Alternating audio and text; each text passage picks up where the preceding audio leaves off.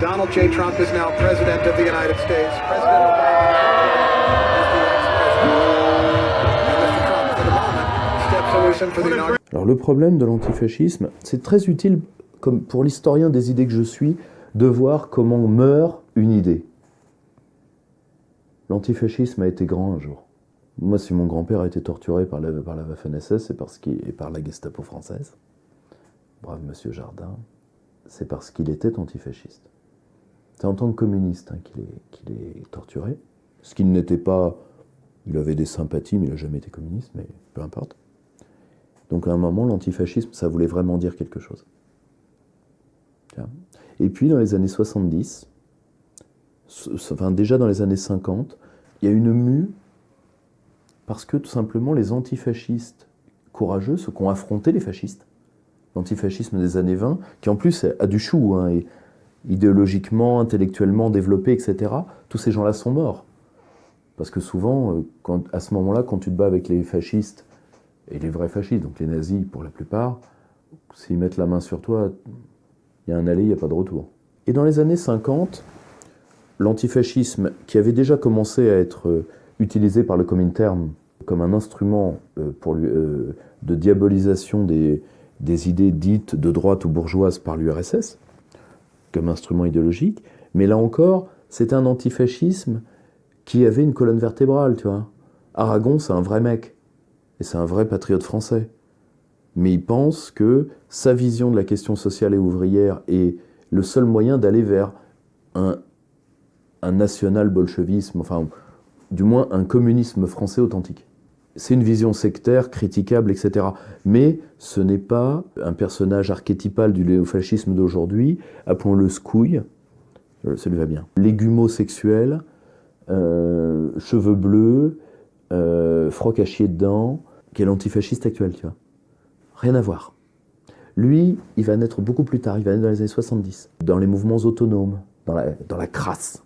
Parce que les autonomes, c'est la crasse. Toute l'extrême gauche ne l'est pas, hein. Mais les autonomes revendiquent, d'ailleurs ils vont créer un genre musical qu'on appelle les crasseux, le fameux groupe crasse. Tous ces gens-là vont assumer d'être la dys-société. Ce qui n'est pas grave quand on a 15 ans. Quand on a 15 ans, c'est normal d'être un démon. Le problème, c'est que là, si tu veux, le mouvement va vieillir et va te donner l'antifascisme cradoc d'aujourd'hui, c'est-à-dire, tu vois, et ça se voit dans leur pulsion par antifascisme. Ils te font les pubs dans le métro où tu as un noir et un blanc qui jouent avec... Souvent l'homme est noir, la femme est blanche, mais quand c'est des homos, c'est un mec, un noir et un blanc, qui vont se dire, si tu veux, qui est tuture, qui est tatave, tu vois ce que je veux dire. Et donc vous voyez, on vous fait bien chier, tu vois. On vous fait bien chier parce qu'on vous fait voir ce que c'est pour nous l'avilissement. Ce qui veut dire au passage qu'ils ont tous des fantasmes d'extrême droite.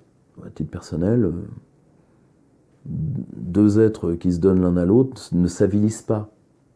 Ils avilissent rien. Ils font ce qu'ils ont à faire, tu vois. Mais pour eux, c'est, vous voyez, on va vous exterminer par le métissage, etc. En fait, si tu veux, en réalité, c'est une dégénérescence de la petite bourgeoisie blanche, pour la plupart, qui se la joue grands anciens, alors que si la résistance avait été en phase 2, la plupart auraient terminé au poteau ou au gibet. Enseignera sur le modèle de pensée d'un mec comme le colonel Rémy, tu vois. Ou comme le colonel Fabien. Hein. Je vais dire une chose, l'antifa crasseux, à l'époque du PCF, quand il tombait sur les camarades, attention Jeannot, fallait courir vite. Hein.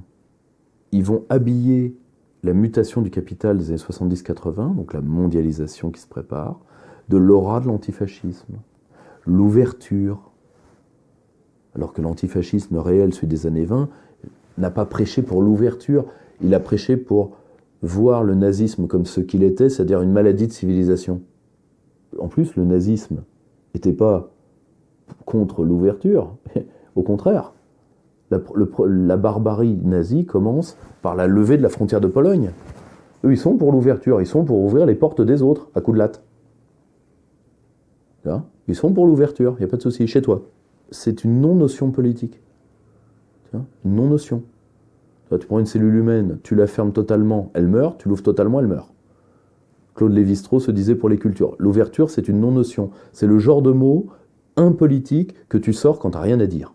Le problème de l'antifascisme, si tu veux, c'est que aujourd'hui, c'est une pensée pavlovienne. C'est comme ça que termine une idée politique. C'est-à-dire quand elle est au-delà du stade de la secte. Avant, l'antifascisme, c'était une secte, dans les années 80-90. Maintenant, c'est une école de débilité mentale où on appuie sur des boutons, le mec il réagit comme des réflexes conditionnés. Dreyfus, hein. Pétain, hein. À la fin, ça termine, tu sais, système à l'algérienne comme Abdelaziz Bouteflika, tu lui grattes dans le dos, il y a le bras qui se lève. Résultat, en disant 2-3 phrases, cette gauche-là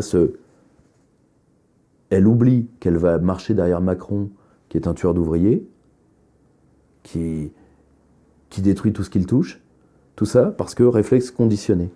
C'est la gauche Castor, en fin de compte. Alors, c'est la partie activiste de la gauche Castor, tout à fait. Et pour qui l'antifascisme est une sorte de corollaire de leur christianisme et de leur crétinisme de gauche sur la bonté de l'homme. C'est pas que l'homme soit mauvais, le problème n'est pas là. C'est pas que l'homme soit mauvais ou soit bon. La question de la nature profonde de l'être, c'est insondable. Insondable. Se dire qu'on peut régler ça d'un revers de main et d'un orgueil à titre personnel, que j'admire, parce que je ne l'ai pas. Le problème, c'est comment peut-on aider l'homme à devenir apte à se pérenniser dans son être, à atteindre son moi profond, si tu veux, et à aller par la collectivité au-delà de ce que sa propre personne ne peut pas faire. Et donc à trouver sa place. À ce moment-là, tu as des individus réellement bons et des individus réellement mauvais. Mais si tu veux, moi qui ai fait un peu d'économie du développement, je te dirais ce que disait mon merveilleux prof Jean-Michel Servet, spécialiste du microcrédit. Vous savez, il y a 10% de gens très honnêtes. Il y a 10% de gens très malhonnêtes. Et il y a 80% de gens, ça dépend des moments et des opportunités. Eh bien, c'est pareil. Cette question-là, c'est pas de juger l'homme, c'est de lui donner des possibilités. C'est de gérer les possibles. Or, le souci, c'est qu'aujourd'hui, l'antifascisme va contre toute possibilité politique. L'antifascisme est devenu, par un mouvement qu'avait très bien expliqué Guillaume Bigot dans Perspective Libre numéro 1, notre tout premier numéro, en réalité, l'antifascisme et globalement l'antitotalitarisme a réduit la politique à la contrainte. Et la contrainte, tout de suite, Goulag, Auschwitz, tout ce que tu veux. Et donc ils sont, comme dirait Finkielkraut, habités et abêtis par Hitler. Grosso modo, Si Hitler n'existait pas, il n'existerait pas non plus. Ah bah, si tu veux, c'est le magnifique ouvrage de George Steiner, La seconde carrière d'Adolf H. En réalité, ce sont des gens qui ne se rendent pas compte, c'est que le fait de se gratouiller sur Hitler en permanence a fait d'eux des nazis. C'est-à-dire des gens qui peuvent atteindre le maximum de barbarie sans penser, tu vois, un peu comme les moteurs, tu vois, de 0 à 100 en 10 secondes. Il suffit de leur donner un mot. Race, France, nation, tout de suite. Tu vois. Or ce dressage-là, c'était les partis totalitaires qui faisaient ça. C'est-à-dire, il n'y a plus de médiation, il n'y a plus rien. Et je pense qu'une partie de la droite, en voulant les nourrir, fait une erreur. Il faut se débarrasser des complexes que nous, nationaux, avons vis-à-vis d'une partie de la gauche. Je suis d'accord. Mais pour ça, il ne faut pas nourrir l'animal.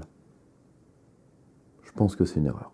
Parce qu'à la fin, nous solidifions quoi? Pas le pouvoir. Le pouvoir n'est pas antifasciste. Le pouvoir est libéral. Les antifascistes ne sont même pas ces sections de combat. Ce sont les pions qui ouvrent le jeu, pour parler aux échecs. Et tant que nous nous battrons face à des pions, nous ne nous battrons pas face aux maîtres.